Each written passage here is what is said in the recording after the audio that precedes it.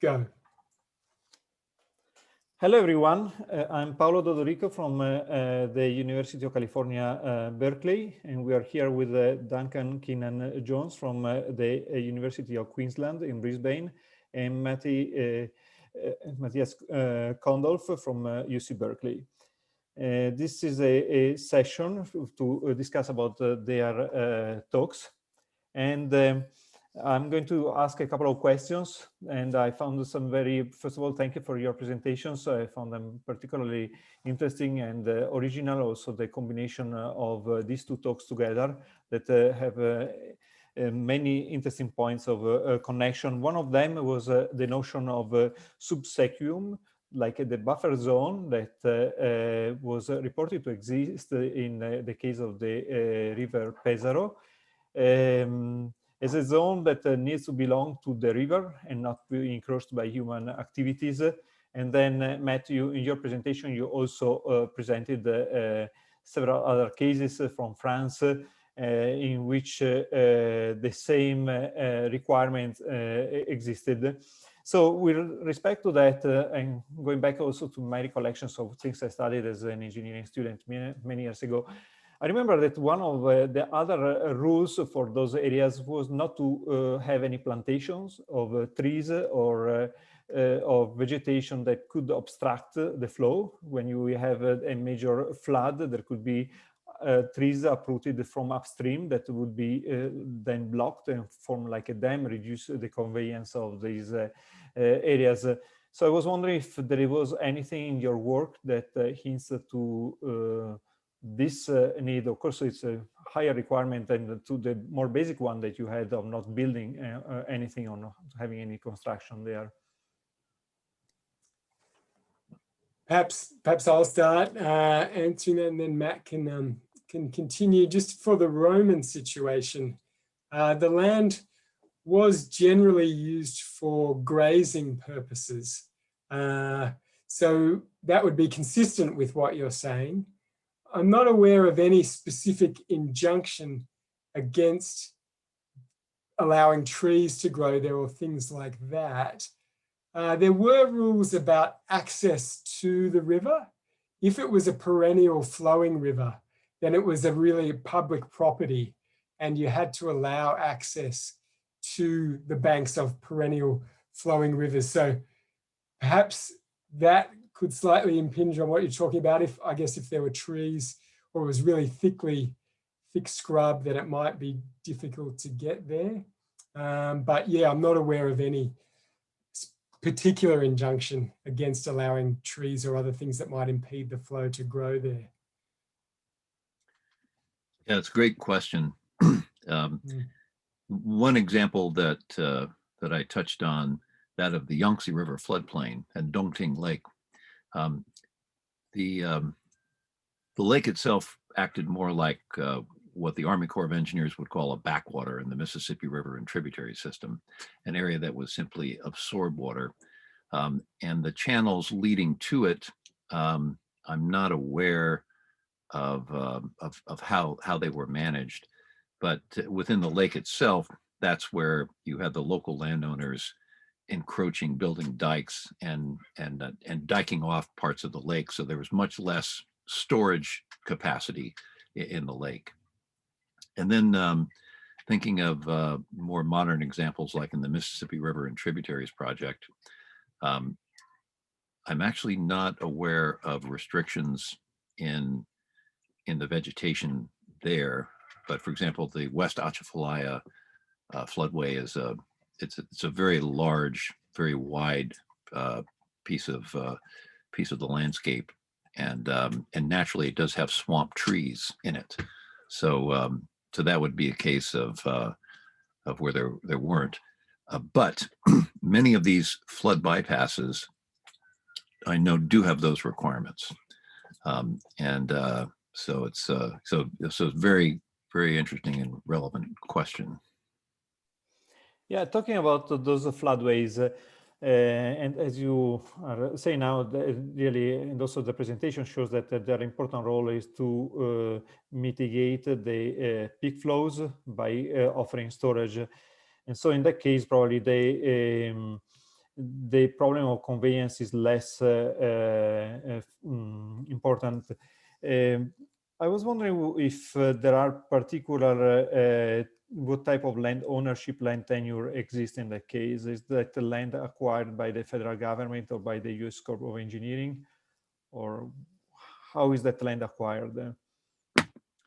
Yeah, in these cases, the land is still private, but the federal government has what's called a flowage easement over the land, and they were not doing this up until maybe 10 years ago, but they now send a letter each year to the residents and the landowners, reminding them that the property has this flowage easement, and the federal government could at any time release a big flood of water through their land.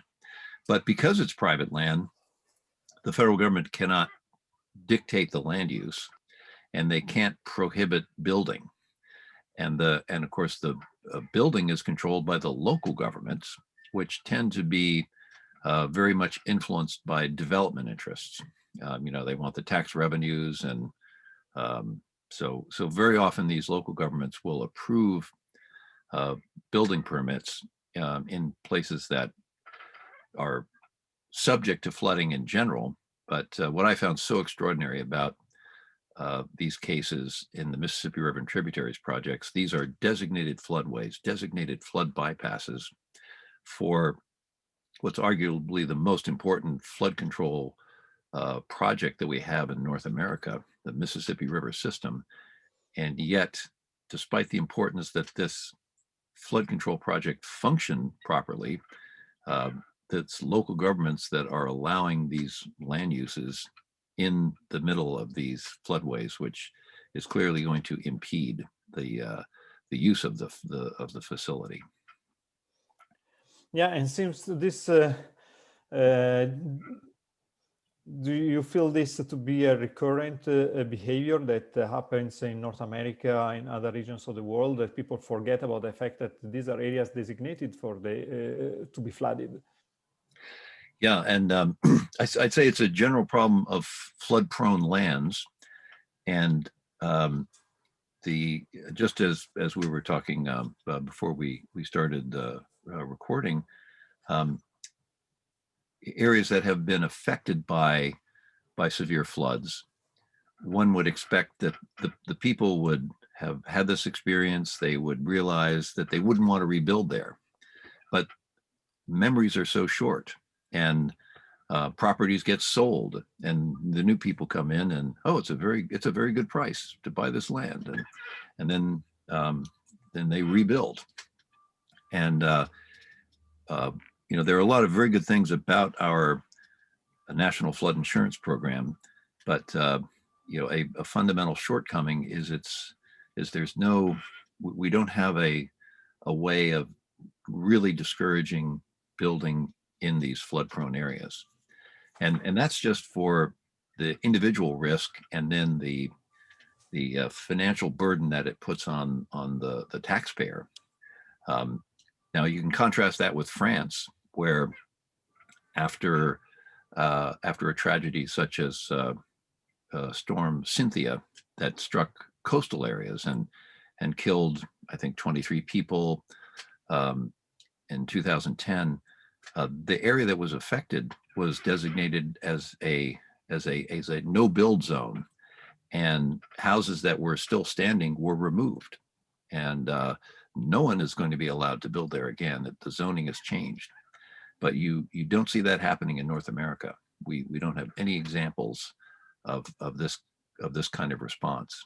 It's always eventually up to the local jurisdiction, and frequently, building permits are eventually issued, and eventually people rebuild in these same places.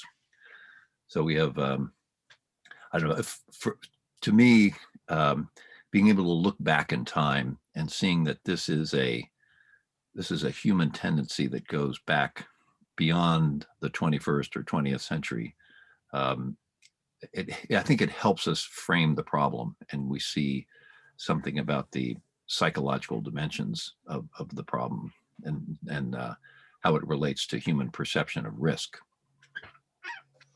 Yeah, and I guess that brings us back to what you mentioned earlier, Matt, about how can we find a strong enough local incentive to discourage local governments from allowing development here. And if we think about the Roman example, as I said, it was often used for grazing these areas. I guess, as you said, the tax revenues wouldn't be nearly as high from grazing land, I would imagine. I'm not completely sure of the US cases. They would be for residential development. So that's probably not going to be a strong enough incentive, whereas it might have worked in some cases in the Roman period. Can you think of any uses that might be kind of strong enough, might provide enough revenue to make it unattractive to do it residentially? I was kind of thinking of allotments, maybe, if people hired those allotments, if it was near an urban area, but you would know better than me. Yeah. Well, of course, if you're in an urban area, there's a premium on parkland, and and there are some very good examples where the designation of parkland has been coordinated with the natural process, and stream valleys have been used for the parks. The city of Baltimore is a great example. The Olmsted brothers were involved in designing this parkway, but they basically, all the stream valleys are wooded parkland, hiking trails, and so on. It is an urban area, so I remember when I was in graduate school there, we were always warned to go in groups, and that you're still in an urban area and there are bad people lurking in the trees. But the basic thing is you don't have houses down there to be flooded, and you do have these parks. So that's an example where most cities want to dedicate some land for parks, and dedicating land that is periodically flooded, that seems like a great win-win. But it's also a good question, just generally, how can you value these spaces as they are, as opposed to them, and I think this is a case of, if you have really bad water quality, these river spaces tend to be denigrated and forgotten. Then it's much easier for some other use to come in and take them over. But if it's a nice park, and you have your kids' birthday parties there, and then if there's a threat to build something, that you get much more of a reaction, I think, from people. Of course, another possible use, I guess, in some rural areas for these floodways would be exactly what I said before, that we shouldn't happen. Some high quality, high value plantations, because at least it would be less of a loss than economic loss than having buildings. Yeah, and I should point out the Yolo Bypass is a wonderful example of lands that are flooded, not quite every year, but every 2 or 3 years at least. So just west of Sacramento, the main flow of the Sacramento River, 80% of the flow is diverted through this area of the floodplain that's diked off as a flood bypass, the Yolo Bypass. And most of that land is used for agriculture. But there are restrictions on what they can plant. They're not allowed to plant almond trees or something like that, which would impart a lot of roughness. But it's actually much better adapted to growing rice. And so that's what you have. You have a lot of very good rice producers in there. Some of them are very, what do you say, sort of boutique rice producers with organic rice and, special Japanese strains and things like that. So there are, higher profit margins from some of these, higher quality crops. And then part of that bypass is designated as wildlife refuge as well, and it attracts a lot of migratory birds.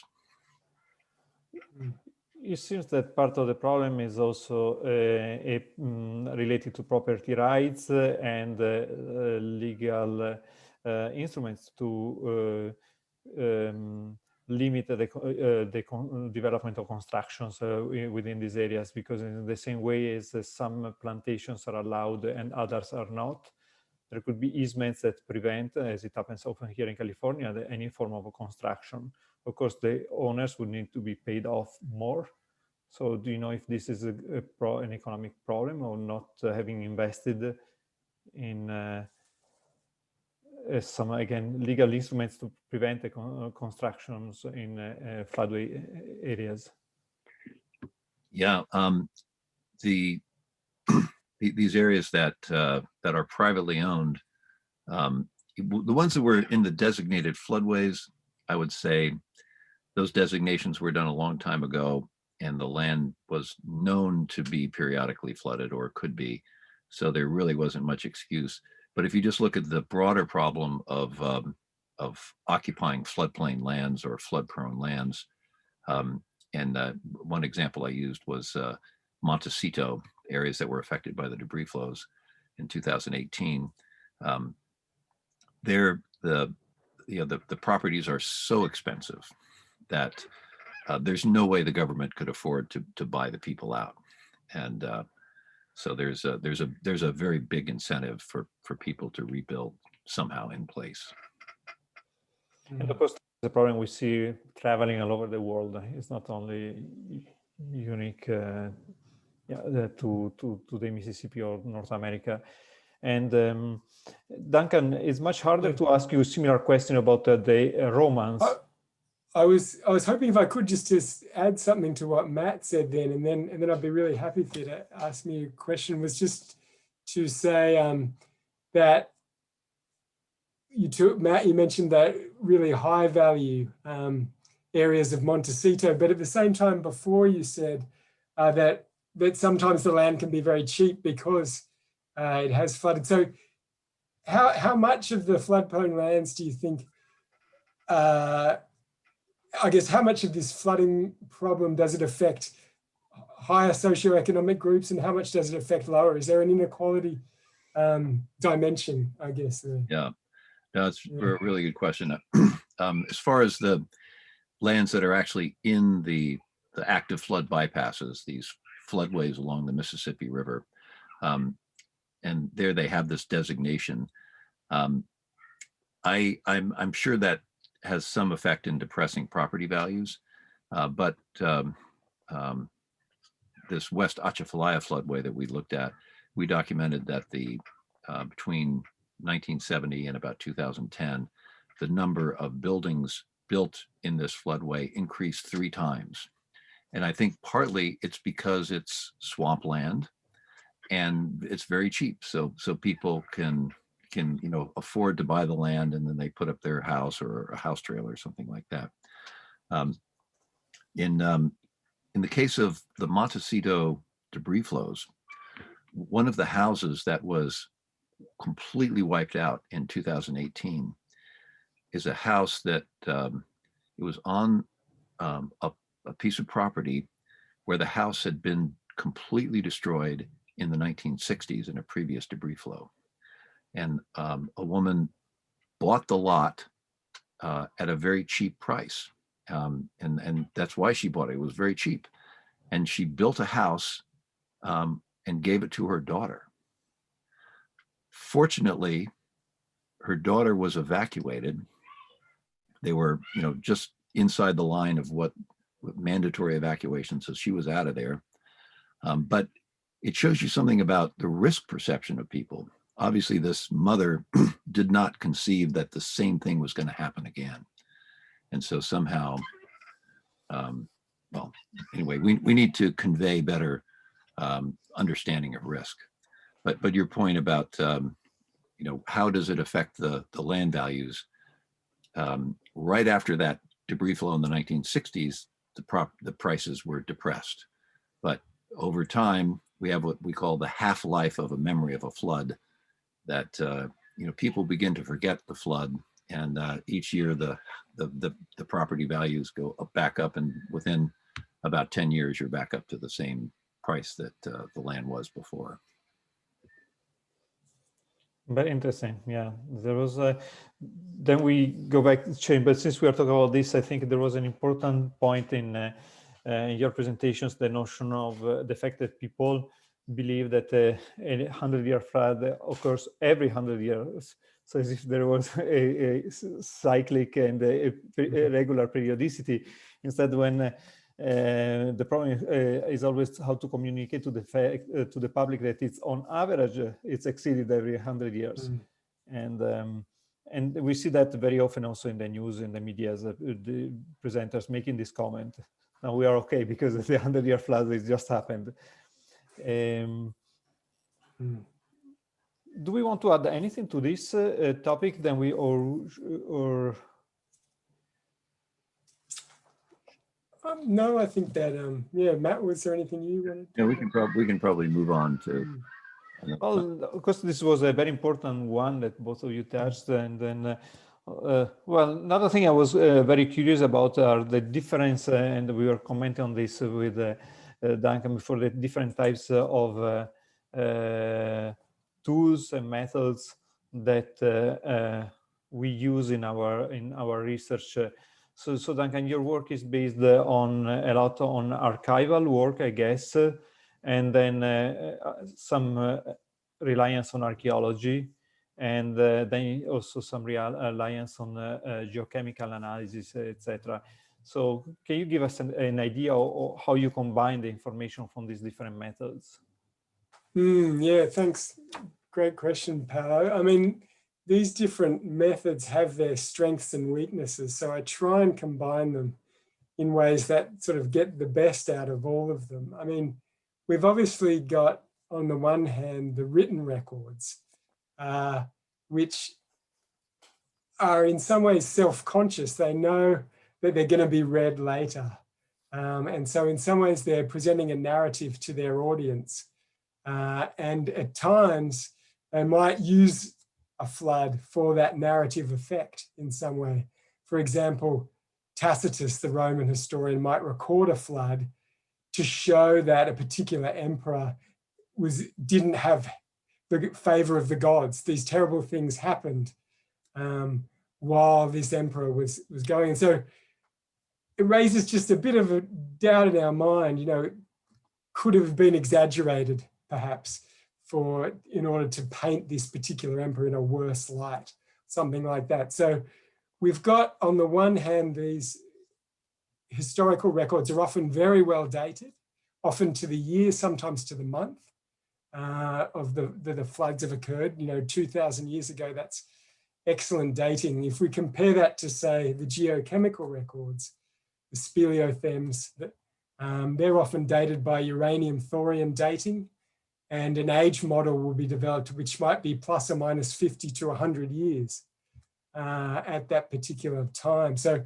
our written sources are often very well dated, but we need to try and make sure that they are being completely accurate. And of course, the idea of a flood is a very social one. Of a flood being a disaster. You know, if an area in the upper Tiber catchment is flooded and only a few farms are affected and no properties, it's very unlikely to be talked about, to be recorded. But if it happens down at Rome and it affects tens of thousands of people, perhaps when the city's at its height, then it's definitely going to be recorded. So we've got this differential recording as well that occurs. So the sort of social factors affect the historical records, but the speleothems, the lake records, they aren't really affected by those social factors. Obviously, they have their own biases, such as the infiltration above a cave where the speleothem is formed can change over time. And so I work closely with experts on paleoclimatology, Professor Russell Drysdale from the University of Melbourne, Gianni Zanchetta from the University of Pisa, to make sure that I'm using those records correctly as well. So it's a matter of trading off these different strengths and weaknesses of the records. And I guess I could say that one of the ways that I do that is to use the well-dated flood record to try and fine-tune within the dating uncertainty, of course, of these geochemical records in order to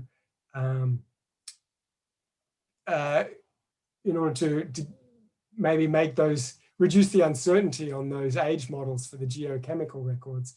But then at the same time, I make sure that I check that a period of heavy flooding is also represented in the geochemical records to make sure that it's not seen in the written sources as a period of heavy flooding solely because those periods are better recorded. So for example, the Roman imperial period where we have lots of surviving documents compared to the early medieval period in Rome where we don't have as many documents. We see a lot more floods in the Roman imperial period and a lot fewer in the early medieval, but I compare that to the geochemical to make sure that it's not just an artifact of the recording of those periods. Very interesting. And talk about the chemical signatures. You were showing some your results about the Ostia, the port of Ostia, and the lead. So, and you argue that lead is coming from pipes. Do you think there could be other sources of lead that instead of being pipes, some other materials? Yeah, definitely. And this was something that myself and my collaborators at Lyon talked about a lot, considering other possibilities. So one is that this is a harbor, and in fact, at some periods in the ancient Mediterranean, lead was added to the hulls of ships to prevent attack by waterborne parasites and organisms. But we looked at the peaks where we saw very high amounts of lead and of imported lead in the harbor sediments, and they didn't coincide with the known period, known from shipwrecks, dated shipwrecks, but also from written sources, when this lead sheathing around the ships was used. So we could exclude that, and also because our geochemists, Francis Arbared and Jan Bleeker Toft, found some research which showed that lead in seawater quickly develops a protective coating that prevents further leaching and dissolution of the lead from by the seawater. And another possibility that we've considered was perhaps this is not coming from the pipe specifically, but in general from metal objects being used in an urban environment and from the working of those objects. And so we compared it. Hugo Delisle, the first author, analyzed a whole suite of metals and to see if their concentrations were correlated with the amount of lead that we were seeing.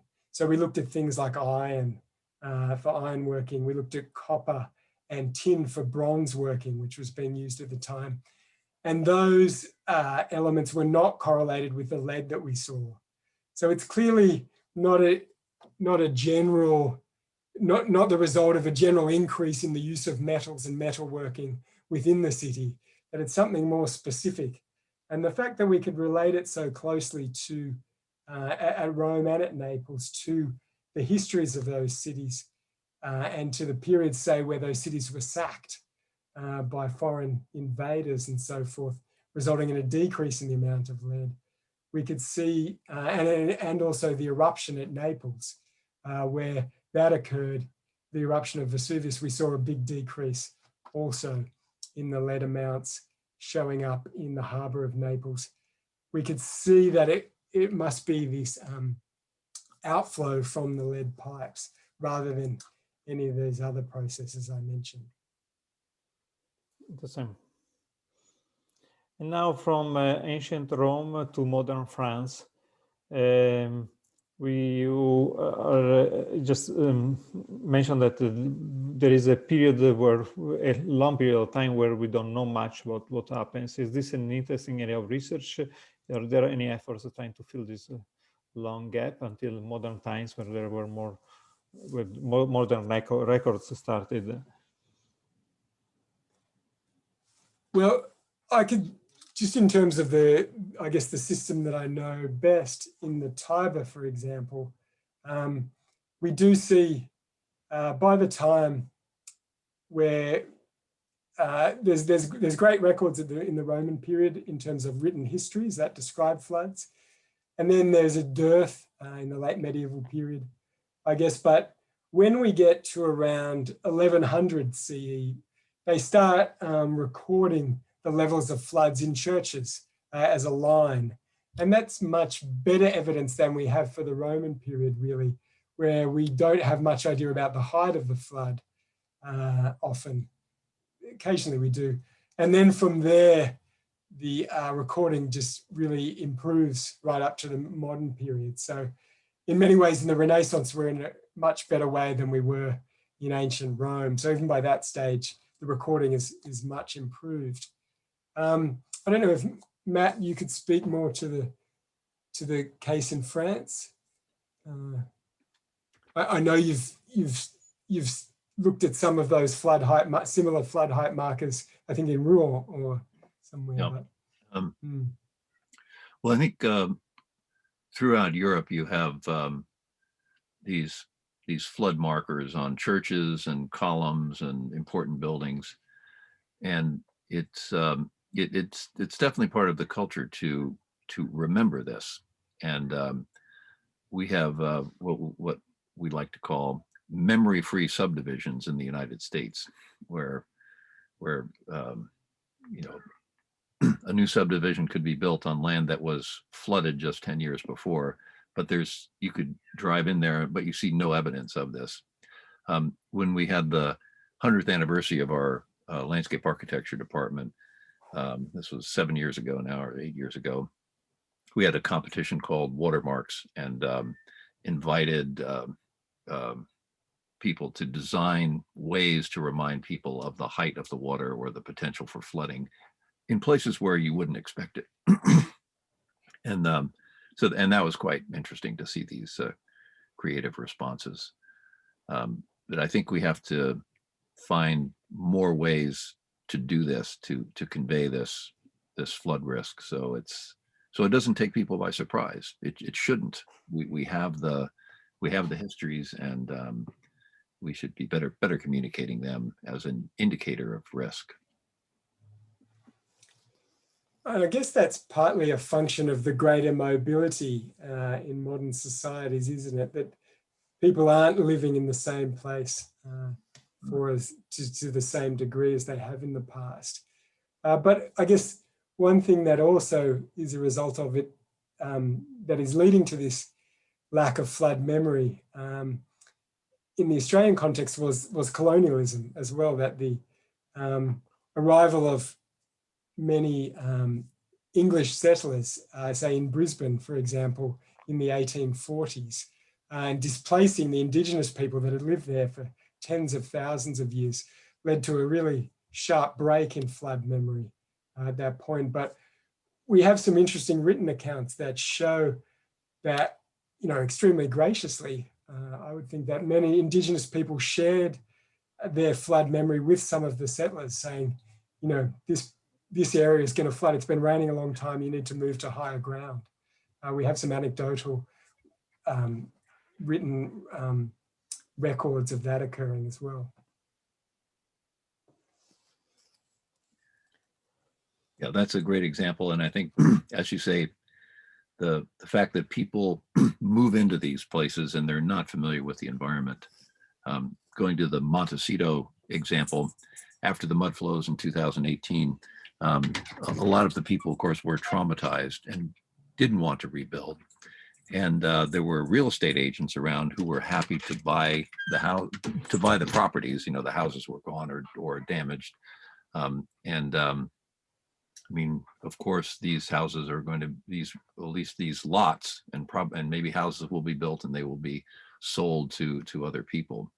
And you have the same kind of thing in environments such as the Red Sea coast of Egypt.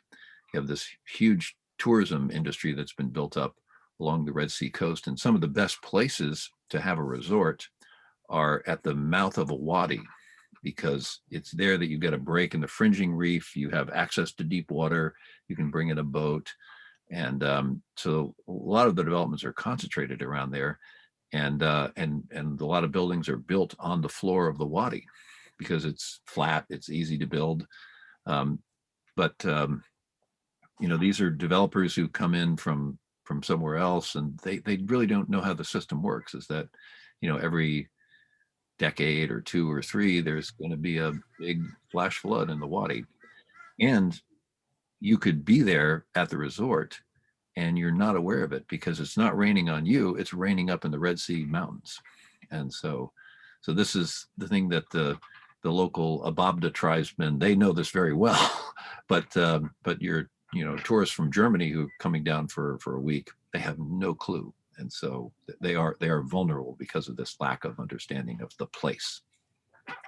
Yeah, that reminds me of another example we've discussed, Matt, in the World Heritage listed site of Petra in Jordan, somewhat to the north of the areas you're talking about, where the town is entered by this narrow gorge known as the Sik, which is similarly prone to flash flooding because of the heavy runoff from the sandstone surrounding landscape. And yeah, I think in the 1970s there were some 20 tourists killed by a flash flood in that area. And since that time, there's been a project to actually rebuild the flood control systems that were there that were built by the Nabateans 2,000 years ago. And that these are now back in place and serve to protect people. That's another striking example of the importance of memory and how the past can inform flood management in the present. So we started with our conversation talking with floods, and we are back on floods, and which seems to be one of the recurring themes, the effect of using spaces, thinking that they are safe while they are not. And just because events are rare doesn't mean that they cannot occur even soon. And Matt, you in your talk, you cover a lot of ground, also in terms of geographical. You switched from Europe to North America, and comparing different systems. Is there any interest now in a similar thing I asked Duncan in time to do something similar in space and look at other regions of the world with other property systems, other climates, and other degrees of development of the water systems, just places where there are no levees and no really development of flood control system structures, at least. Yeah, that's a great topic. I think there is a lot to be learned from this. One thing that's pretty obvious is to look at a lot of these places around the globe where people have adapted to flooding, and I'm thinking of working in the Mekong River system, and there's the famous Tonle Sap Lake connected to the Mekong by the Tonle Sap River, and as the Mekong comes up, water flows backwards up the Tonle Sap River, and the lake expands to about 4 times its dry season level. Well, the people there are very intimately connected with the river and these seasonal cycles, and their houses are built on pilings, so that in the dry season you come and you see the house up here, but in the wet season it's quite obvious why they're built that way. And some houses are simply floating, and so they're very much adapted. It's not a problem, and of course when the flood is there, it also means that there are fish, and so there are about 60 million people who depend on the protein from fish from the Mekong River. So it's a really fantastic system, which unfortunately now is threatened by construction of dams and other alterations in the drainage basin. Very interesting. Yeah. And I think now this lack of resilience makes me think also in terms of coastal systems and sea level rise and how we completely miss the opportunity to develop something that is more adaptable and more resilient. Duncan, you were about to say something. Yeah, I was just going to say that as Matt was talking, it made me think of where you're from, Paolo, from Venice. And as you were just saying, with sea level rise. And I guess, I don't know if you know, yeah, what the main philosophy is there to cope with sea level rise. Is there yeah. Well, Venetians have done a great work. They realized that their strength was on the sea, and they were controlling the trade between the East and Central Europe. So it was the Eastern Mediterranean and Central Europe. And so to prevent the silting of the lagoon, they diverted, we are talking about the diversions of 3 major rivers in the area done before any form of mechanization existed. And in a way that there was no silting, and only small rivers flow into the lagoon. So they have been trying to protect the aquatic environment in different ways. And of course, also strong human control there is nothing natural in the sense that the humans have intervened in that environment quite a bit.